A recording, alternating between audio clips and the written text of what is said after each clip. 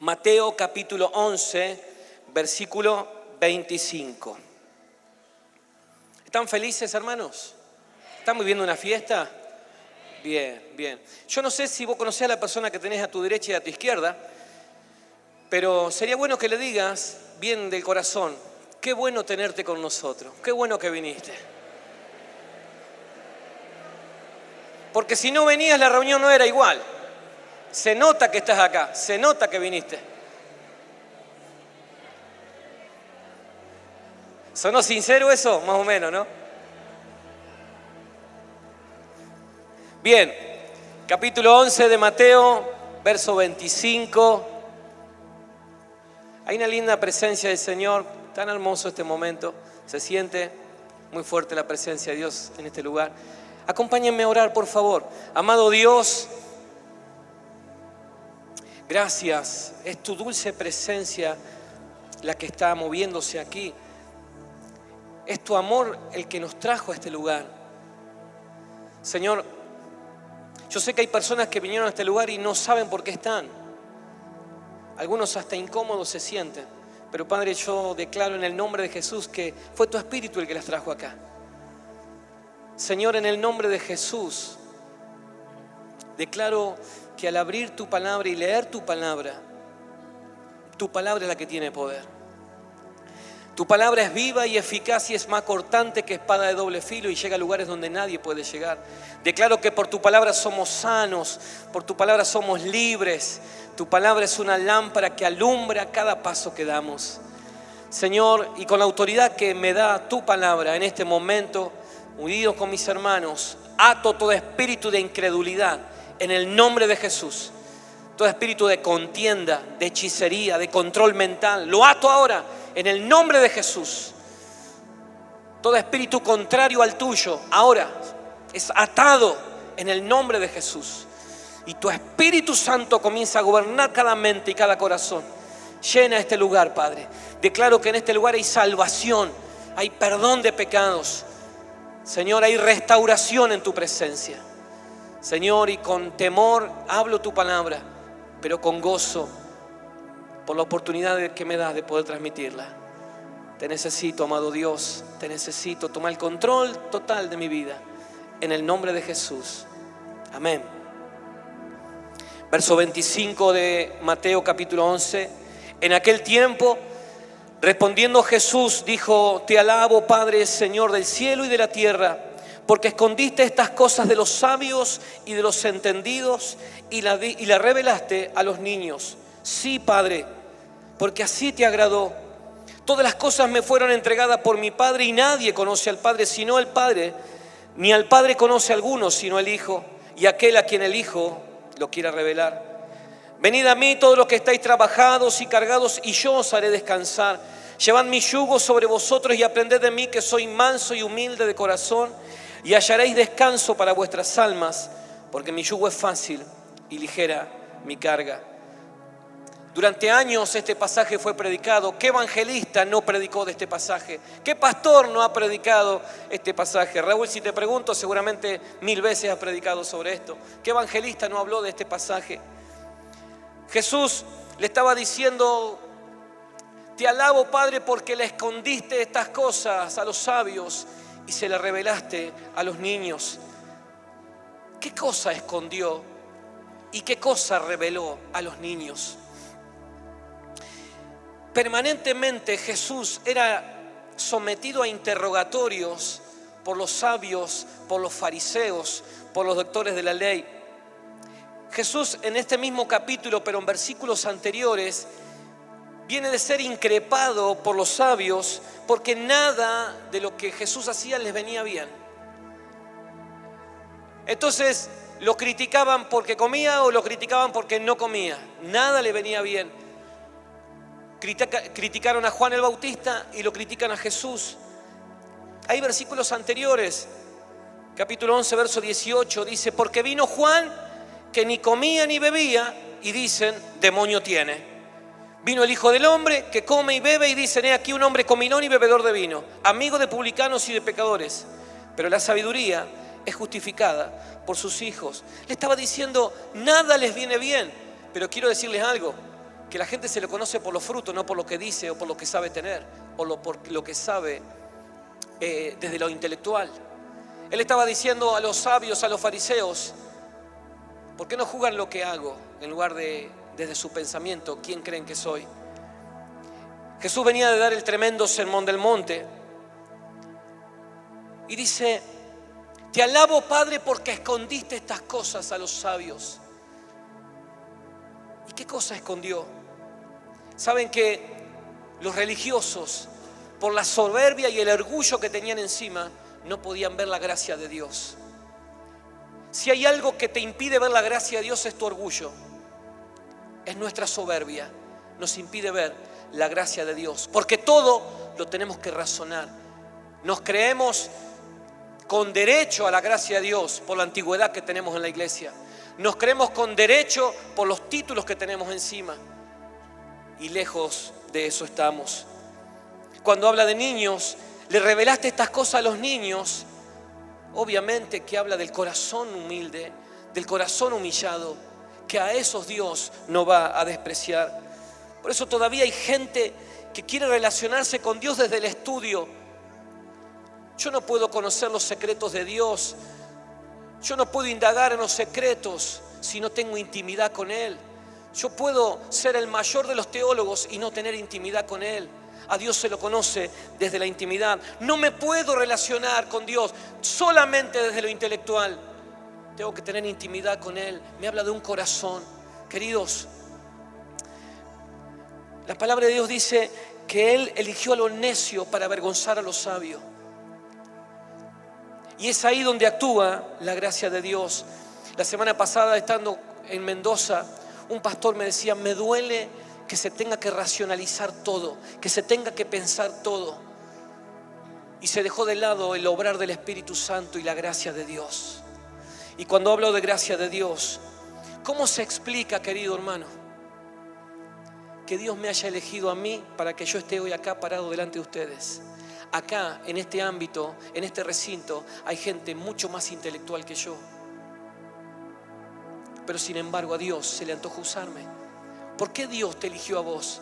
Si hay gente más buena que vos en todos lados. Pero Dios te eligió por su gran amor y misericordia. No te creas con mérito, hermanos. Yo nunca voy a poder hacer algo tan grande como para ganar el amor de Dios. Podés hacer la obra más grande que puedas hacer y eso no va a ganar el favor de Dios. Yo no lo voy a deslumbrar a Dios. Dios me ama porque Él es amor, porque Él se le antojó amarme, porque Él me eligió entre tantos. Y eso es la gracia sublime que cantamos. Eso es la oportunidad que Él me da, de que Él se atravesó en mi camino. ¿Cómo se entiende que Jesús eligió a Pedro, un vulgar pescador, para que sea un baluarte, para que sea uno de los pilares en la iglesia primitiva, el que iba a sacar la cara ante multitudes, y no haya elegido un intelectual como Nicodemo? Jesús eligió a Pedro, porque no se trata de cuánto sabés o cuántos años tenés en esto. Se trata de corazones, se trata de intimidad. Le revelaste estas cosas a los niños y se las escondiste a los sabios. ¿De qué revelación habla? Hay gente que se la pasa de iglesia en iglesia, de profeta en profeta, buscando la revelación. No hay revelación que no esté en la palabra de Dios. La palabra de Dios es la revelación exacta de Dios. Y ahí está todo lo que Dios me quiere revelar en su palabra. Cuando habla de revelación, me habla de tener paz en medio de la angustia. Eso es revelación. En medio de la soledad, sentirte acompañado por Él. Eso es revelación. Revelación lo que tuvo Pedro cuando Jesús preguntó a sus discípulos: ustedes, ¿qué dice la gente que soy? Uno dijo: vos profeta, otro dijo Elías. Y vos, Pedro, ¿quién crees que soy? Y Pedro, desde su humildad, dijo: tú eres Cristo, el Hijo del Dios viviente. Jesús le dijo: bienaventurado eres, Pedro, porque no te lo reveló ni carne ni sangre, sino mi Padre que está en el cielo. Revelación es tener sabiduría aún en medio de tu ignorancia. saber cómo conducirte. Revelación es ser un gran padre de familia cuando todo se viene abajo. Se nos acercan personas universitarias, profesionales a la iglesia. Y miren esto, gente que nos pide oración, que nos pide consejo, que vienen atribulados, atormentados y vienen a la iglesia y le preguntamos, ¿cómo es que llegó hasta acá? Le estoy hablando de profesionales, dueños de empresas. ¿Cómo es que llegó hasta acá? La señora que limpia en casa me habló de Dios. Esa mujer tenía una revelación que este hombre no tenía. Esto es revelación de Dios. Conocer a Cristo en la intimidad, que Él pueda ser revelado a nosotros. De esto se refería Jesús.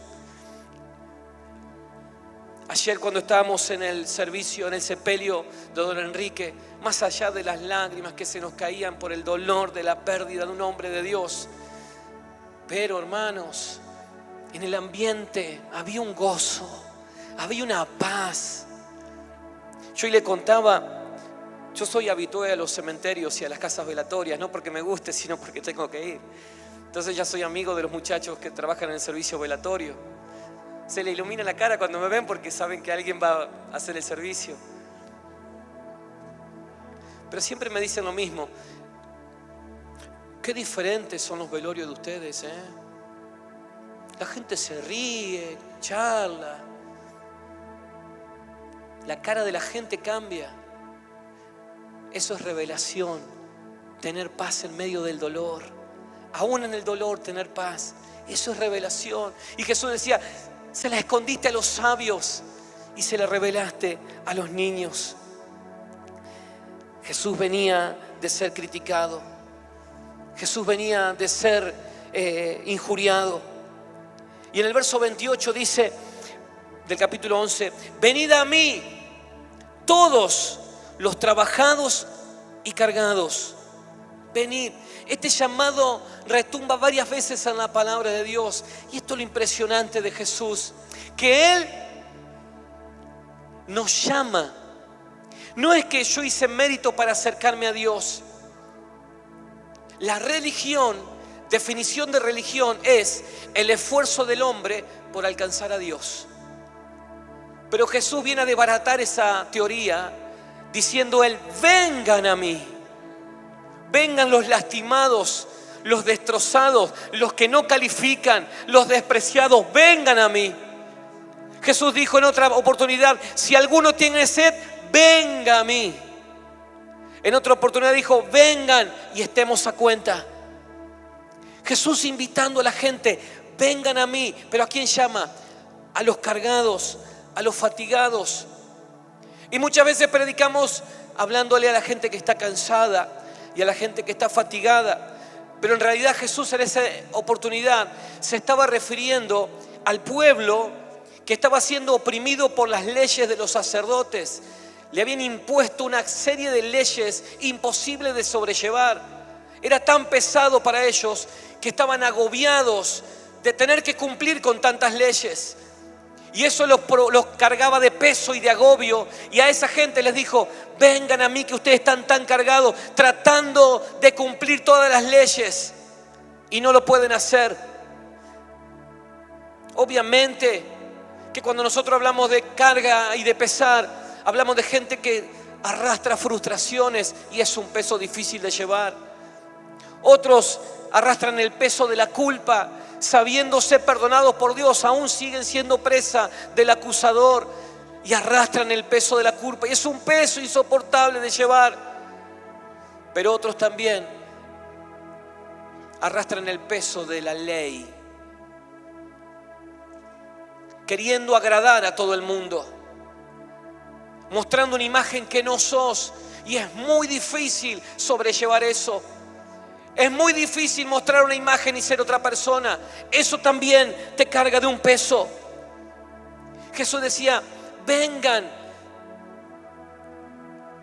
y encuentren descanso en mí.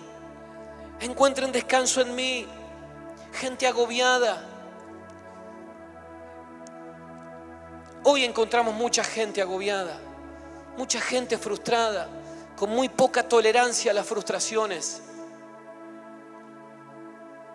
Yo no dudo que yo ayer me puse triste cuando terminó el partido y si Facio se hubiese agachado le pegaba, aunque sea en la cola, y entraba 4-4. Yo no dudo, yo sinceramente hoy les contaba, tenía una camiseta argentina que me regaló Ulises, la única que me entraba. Por primera vez en tantos mundiales tenía una camiseta argentina. Ahora, yo les digo algo, ¿no? Yo ayer vi mucha gente amargada, en serio. Triste, en serio. Les quiero aclarar, los muchachos que terminó el partido estaban llorando en la cancha, están en Ibiza en un jacuzzi, ¿saben? Con vista al mar. Y hoy ya es primero, ya cobraron todo, ¿saben? No tienen problema si se le aumentó la nafta o no. Ellos están felices. Los que estamos tristes somos nosotros. Demasiada gente agobiada. Demasiada angustia. Pero me preocupa gente angustiada aún en el servicio a Dios. Gente que está arrastrando un peso muy grande. Y Jesús dice, venid a mí. Porque hay gente que está sobrellevando el peso de la apariencia. No podés cargarlo demasiado. Otros cargan peso de murmuraciones. Pero me gusta esta parte del versículo 29. Dice, llevad mi yugo sobre vosotros y aprended de mí, que soy manso y humilde de corazón, y hallaréis descanso para vuestras almas, porque mi yugo es fácil y ligera mi carga. ¿Cómo puedo alcanzar paz y tranquilidad si me invita a trabajar? ¿Cómo puedo hallar descanso si Él me está invitando a trabajar? Él dice, llevad mi yugo sobre vosotros y aprended de mí, que soy manso y humilde de corazón, y hallaréis descanso. ¿Cómo si me está hablando de un yugo? Voy a hallar descanso. El yugo era un implemento de madera con 2 arcos. Debajo de cada arco iba la cabeza de un buey, el cogote de un buey. Pobrecito. Jesús se estaba refiriendo a eso. ¿Qué hacía el agricultor? El agricultor tomaba el buey, el que ya había domesticado, que ya tenía muchos años, que era un buey dócil y maduro, y traía el buey nuevo y lo ponía en el otro extremo del yugo. La madera que los une se llama yugo. Y lo ponía del otro extremo. ¿Por qué? Porque si ponía 2 bueyes jóvenes, se mataban. Comenzaban a tironear y se lastimaban. Por eso habla que mi yugo es suave y es ligero. Entonces, ¿qué hacía? Agarraba un buey maduro y dócil, que sabía que tenía que caminar derechito y hacer caso, y ponían a un buey joven, y el buey joven no tenía más alternativa que hacerle caso al buey viejo. Entonces, cuando el buey viejo, maduro, lo ataban al yugo, le traían al buey joven, y el buey maduro le dice, mira querido, si vos la querés pasar bien, seguime a mí, porque si no te va a lastimar, ¿sabes? No te haga el vivo, no te retobé, porque te va a lastimar el cuello y te van a dar para que tengas. Así que tranquilo, camina conmigo. Yo doy un paso, vos das un paso. ¿Estamos de acuerdo? Decía el otro. Bueno, la cuestión era así. Entonces el buey joven, por un momento creo que estoy hablando con los preadolescentes, discúlpenme, pero para que entendamos cómo es el tema. Jesús decía,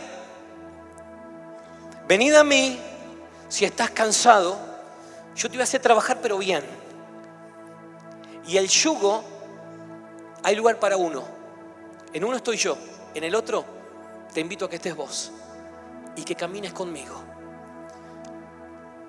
Y así el buey novato aprendía del otro buey y comenzaba a caminar y hacían la obra para la cual fue comprado. Jesús le dice, llevad mi yugo sobre vosotros y aprended de mí, que soy manso y humilde. Hoy leímos en la Santa Cena que poder subsiste en todas las cosas, ¿verdad? Jesús, siendo el Creador, dicen, soy como un buey, manso y humilde. Lo único que tenés que lograr es que si caminás conmigo, vas a trabajar, pero en el trabajo vas a tener paz. Porque la idea del yugo era canalizar toda la fuerza y el ímpetu del buey nuevo y canalizarla para bien, para un trabajo productivo. Entonces, a medida que iba trabajando, el buey viejo, ¿qué hacía? Caminaba, pero la fuerza la hacía el joven. Y canalizaba la fuerza del joven.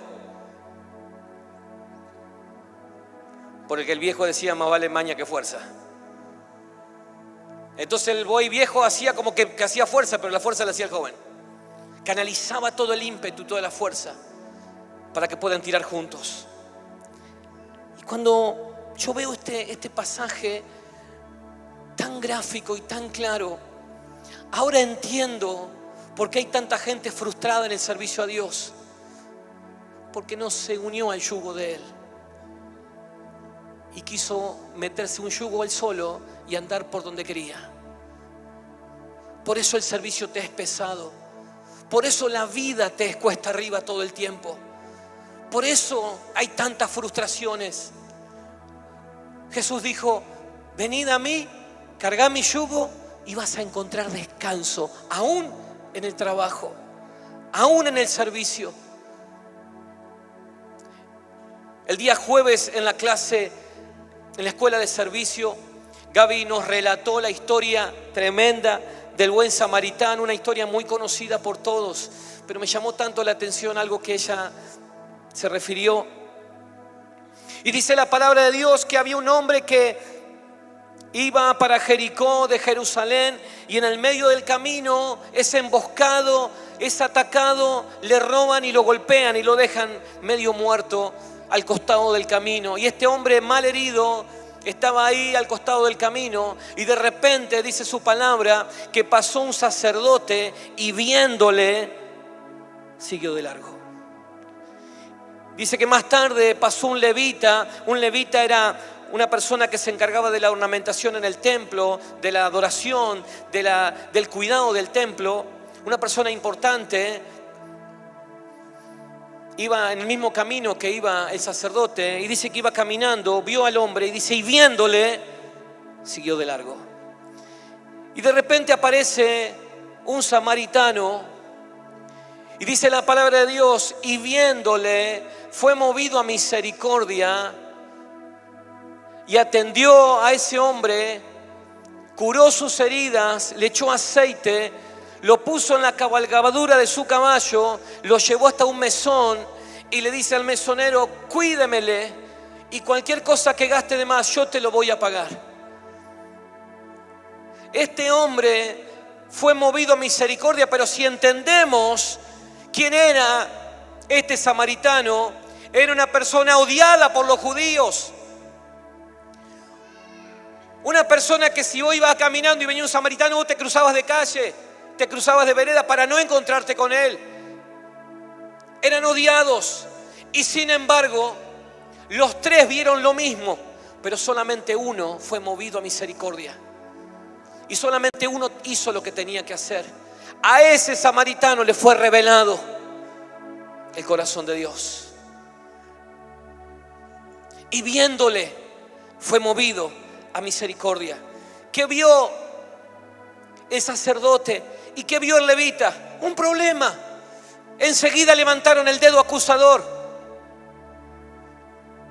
¿De qué le sirvió el cargo que tenía? ¿De qué le sirvió todo lo que sabía de la Biblia si no actuó en misericordia? ¿De qué te sirve tus años de evangelio si no tenés misericordia con tu prójimo? ¿De qué te sirve tus años de cargos en comisiones si no sos movido a misericordia? No sirve de nada. Dice la palabra de Dios que puedo tener todos los misterios, puedo entender los misterios y no tengo amor, no soy nada. Y si no soy nada, no hago nada. Sin embargo, este hombre fue movido a misericordia. ¿Qué vio el sacerdote? Un problema, un cuestionamiento. El dedo acusador. Hoy, ¿qué le habrán dicho a un muchacho tirado al costado del camino? Borracho de miércoles, ¿por qué no te va a trabajar? Y sigue caminando. Estos faloperos que te arruinan el país. Queridos, y con conocimiento de causa lo estoy diciendo, yo doy gloria a Dios por los hermanos de esta congregación que trabajan con esos faloperos, porque están siendo restaurados y ganados para Cristo, y mucha gente está siendo restaurada y su familia está siendo restaurada, y no son más faloperos, son hijos de Dios comprados por la sangre de Cristo, que a través de ellos muchas familias van a ser afectadas. Jesús, si hubiera actuado de la misma manera, con el dedo acusador, los sabios tienen respuestas para todo, pero no hacen nada. Tienen respuesta a lo que tendrías que hacer, pero no hacen nada. Y Jesús dijo: llevad mi yugo sobre vosotros y hallaréis descanso para vuestras almas. Jesús me está diciendo: solamente en su presencia voy a encontrar descanso. Solamente caminando con Él. ¿Sabes lo que es llevar el yugo con Él? Es meterte en el propósito de Dios, es meterte en su voluntad. Servir a Cristo a cualquier precio, sabiendo que si lo haces en su voluntad, te da paz. Queridos hermanos, no hay placer más grande que servir a Cristo. No hay recompensa más grande que servir al Señor. Hoy le contaba, no hay receta para la salud tan buena que servir a Cristo. Yo hoy le contaba a la mañana que mi madre, que ya pasó los 80 hace unos cuantos años, no dije la edad, más de una vez cuando fue a hacerse el chequeo médico, le hemos dicho a los médicos: sería bueno que ella pare un poco, que esté más tiempo en casa. Y los médicos que no conocen a Cristo dicen: si le sacás la iglesia a tu madre, se muere, porque su vida es la iglesia. Entiéndase, el servicio, servir a Cristo. No hay placer más grande que servir a Cristo. Ahora, si estás en el centro de su voluntad, porque si no pasa a ser un peso terrible de llevar. Si quieres ser el llanero solitario, el cortarte solo, el vivir fuera de la sujeción de Dios, el vivir fuera de la voluntad, obviamente que va a ser un peso muy grande de sobrellevar. El estar lejos de la autoridad, caminar solitario, el cuestionar a todo el mundo, obviamente es un peso lejos de llevar. Pero Jesús te invita a caminar con Él, a estar en sujeción, porque dice: ahí vas a encontrar descanso para tu alma. No solamente vas a cumplir propósito, vas a encontrar descanso para tu alma. Dice la palabra de Dios en el Salmo capítulo 16, verso 11. Dice la palabra de Dios: me mostrarás la senda de la vida.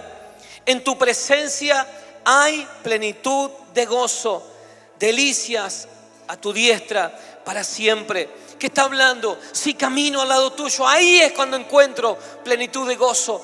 Estar bajo su yugo y caminar con Él. Miren, el Señor tiene preparado un yugo para tu cuello y una corona para tu cabeza. Si vos caminás con Él y le servís, es ahí cuando Dios abre los cielos sobre tu vida. Cuando Saulo de Tarso iba caminando, iba en su caballo para Damasco, Saulo era un hombre que creía estar defendiendo la causa de Dios. Saulo iba rumbo a Damasco con cartas para atrapar cristianos o los seguidores de Cristo para encarcelarlos. Saulo iba orgulloso en su caballo, pensando que lo que estaba haciendo lo estaba haciendo bien, porque lo hacía para Dios. Y en un momento, dice la palabra de Dios, que una luz lo atravesó y lo tiró del caballo. Y él quedó en estado de shock en el suelo por esa luz resplandeciente que lo alumbró en medio de su camino. Hechos capítulo 9, verso 4, dice la palabra de Dios: y cayendo en tierra, habla de Saulo, oyó una voz que le decía: Saulo, Saulo, ¿por qué me persigues? Él dijo: ¿quién eres, Señor? y le dijo: yo soy Jesús a quien tú persigues. Dura cosa te es dar coce contra el aguijón. Muchas veces hablamos de esto, pero Jesús se le atraviesa en el camino a Saulo y le está diciendo: Saulo, ¿qué estás haciendo?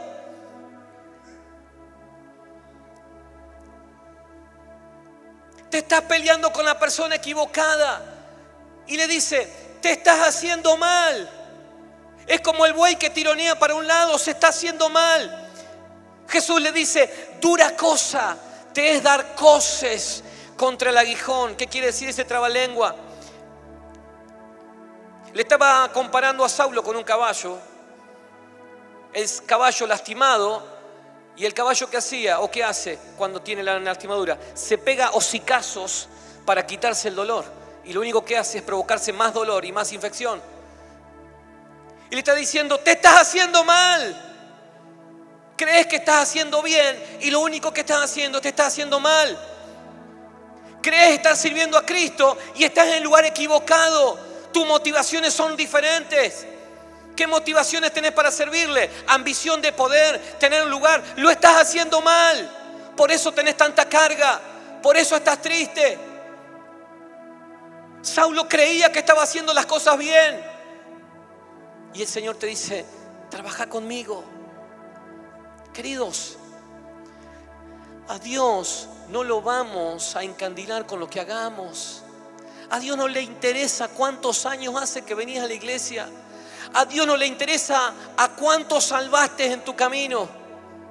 A Dios le interesa hoy cómo estás. ¿Qué motivaciones tenés hoy en tu cabeza? ¿Qué te motiva a servirle hoy, no atrás? A Dios no le sirve tu historial de trabajo. Eso te sirve para pedir una jubilación en ANSES, nada más. Yo no le puedo venir a Dios con un currículum de lo que hice en mi vida. Acá está lo que hice. No me importa. Porque de hecho Jesús relata y dice: en aquel tiempo van a venir y me van a decir: en tu nombre eché fuera demonios, hablé en lengua, enseñé, hice campaña, tuve célula. Y Él te va a decir: no te conozco. Te estoy preguntando hoy si estás caminando conmigo. Si estás caminando conmigo. Dice la palabra de Dios: ustedes no me eligieron a mí, yo los elegí a ustedes para que traigan fruto. Entonces la pregunta es: ¿querés caminar con Él? ¿Querés ser productivo? ¿Querés traer frutos? Si creemos que Dios se entregó a sí mismo por nosotros para que yo disfrute de un culto del domingo, estoy equivocado. No es así. Dios me eligió para que traiga fruto, para que sea productivo y ese fruto permanezca. Por eso dice: vení, trabaja conmigo y en mí vas a encontrar descanso. Termino con este pasaje, Salmo 25:4. Vieron que cumplí con mi palabra. Salmo 25:4 dice: muéstrame, oh Jehová, tus caminos, enséñame tus sendas, encamíname en tu verdad y enséñame, porque tú eres el Dios de mi salvación. En ti he esperado todo el día. Todas las sendas de Jehová son misericordia y verdad para los que guardan su pacto y su testimonio. Muéstrame tu camino. Muéstrame el yugo que tengo que cargar. Muéstrame la senda por la que tengo que caminar. Porque ahí encuentro misericordia. Porque ahí encuentro paz. Porque ahí camino en tu verdad. Que en esta noche el Señor nos muestre cuál es su verdad sobre nosotros. Que Dios pueda mostrarte cuál es su propósito por el cual Él te llamó.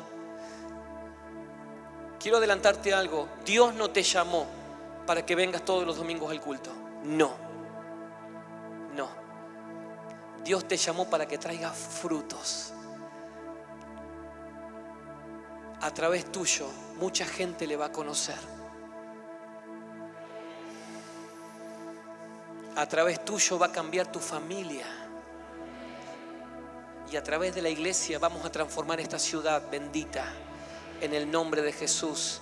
Y en poco tiempo dejará de llamarse la ciudad de María, para ser la ciudad de Cristo clavada por la sangre del Cordero, en el nombre de Jesús. Ciudad de milagros, ciudad de prodigios y maravillas, por gente que se decidió meterse en el yugo de Dios.